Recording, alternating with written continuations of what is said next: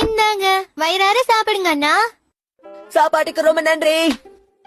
ஆமா, நீ எதுவும் சாப்பிடலையா? இல்ல இல்ல, ஒரு குணூச்சி எப்பவுமே பஞ்சு மாதிரி லேசா இருக்கணும். யாருல நீ இங்க என்னல பண்ற? எங்க சமைச்சு வச்சிருந்த சாப்பாட்டை நீ எடுத்து சாப்பிட்டியால? வயிறே அமைதியா இரு. நான் ஒரு சாமுராயை அசிங்கப்படுத்தாத. தாமா எனக்கு சமைச்சு கொடுத்தா, அதனாலதான் அந்த சாப்பாடை நான் சாப்பிட்டேன். அந்த பொண்ணு எவ்வளவு நாளா சாப்பிடாம காத்துட்டு இருக்கான்னு உனக்கு தெரியுமால? அப்பப்ப கிடைக்கிற கஞ்சி கூல சாப்பிட்டு நாங்க உயிர் வாழ்ந்துகிட்டு இருந்தோம்ல. ஆனா வருஷத்துல 2 தடவையாவது அவ அரிசி சாதம் சாப்பிடணும்னு நினைச்சேன். ஒண்ணு அவ பிறந்த நாள், இன்னொரு புத்தாண்டுல. என்ன காப்பாத்தினதுக்கு அவருக்கு ஏதாவது கை மாறி செய்யணும்னு நினைச்சேன். அதனாலதான் இப்படி பண்ணேன்.